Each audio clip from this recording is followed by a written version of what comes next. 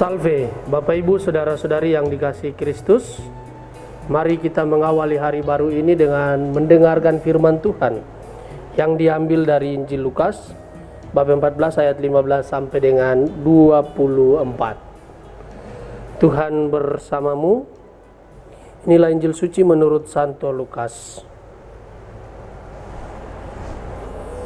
Pada waktu itu Yesus diundang makan oleh orang Farisi. Sementara perjamuan berlangsung, seorang dari tamu-tamu berkata kepada Yesus, "Berbahagialah orang yang akan dijamu dalam kerajaan Allah."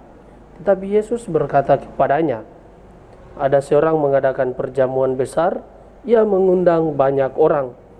Menjelang perjamuan dimulai, ia menyuruh hambanya mengatakan kepada para undangan, 'Marilah, sebab segala sesuatu sudah siap.'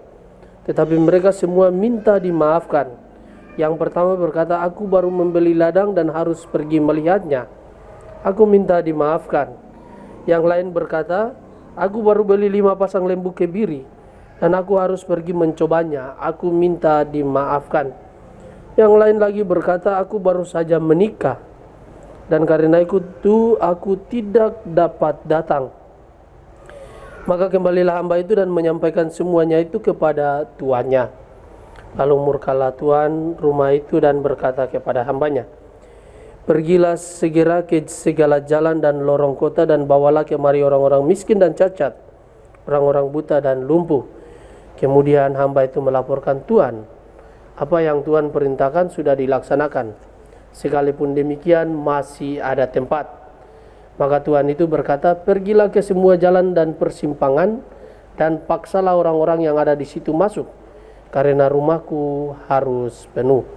Sebab aku berkata kepadamu, tidak ada seorang pun dari para undangan itu akan menikmati jamuanku.'"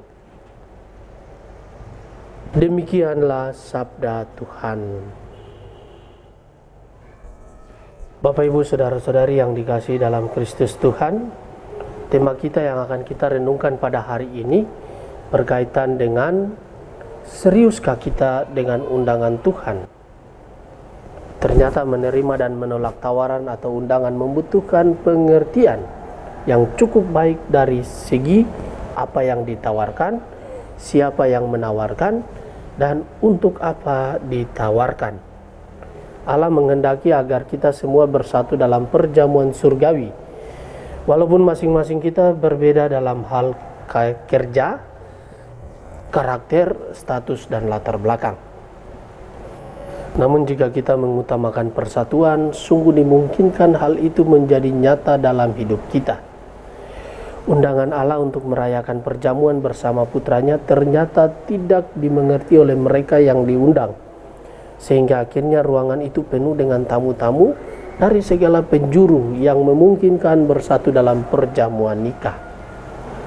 Perumpamaan tentang perjamuan pesta yang diadakan oleh orang tua oleh seorang tuan pesta, dan jawaban berupa keberatan atau tidak bisa hadir dari orang-orang yang diundang ke pesta merupakan contoh dari orang-orang yang suka berdalih. Bapak Ibu, Saudara-saudari, mereka tidak bisa datang menghadiri pesta dengan alasan yang berbeda-beda dan sepintas terlihat bahwa semua itu masuk akal. Namun sesungguhnya yang terjadi adalah mereka menolak undangan untuk hadir. Dan supaya tidak terkesan negatif, maka mereka membuat alasan penolakan dengan meminta maaf sembari menyebut alasan kesibukan. Melalui alasan yang dikemukakan, maka orang-orang tersebut berharap bahwa tuan pesta bisa mengerti kesibukan mereka. Mereka mencari-cari alasan untuk membenarkan ketidakhadiran mereka. Mereka suka berdalih.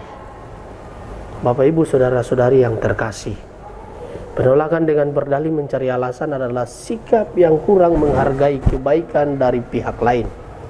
Penolakan juga bisa merusak hubungan baik yang selama ini terjalin. Allah mengundang kita untuk mengambil bagian dalam perjamuan abadi yang dihadirkan oleh putranya di dalam Ekaristi. Lambang persekutuan abadi ini mengajak kita untuk menghayati misteri keselamatan yang dijanjikan kepada semua orang. Sejauh mana kita terbuka terhadap undangan Tuhan, khususnya ketika kita mengikuti perayaan Ekaristi. Rahmat Allah tidak bekerja dalam diri orang yang menolak undangannya. Tuhan memberkati kita sekalian. Marilah kita berdoa. Tuhan, pagi ini kembali kami naikkan syukur dan permohonan. Terima kasih sudah menjaga kami saat tidur maupun bangun. Terima kasih untuk udara sejuk dan segar sepanjang hari ini.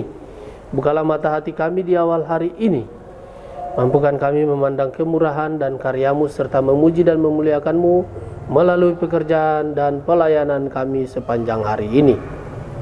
Bimbinglah kami selalu untuk menyadari kesalahan kami dan bertobat, sehingga kami sungguh rendah hati mau membuka hati dan siap menerima rahmat-Mu yang akan tinggal dalam hati kami.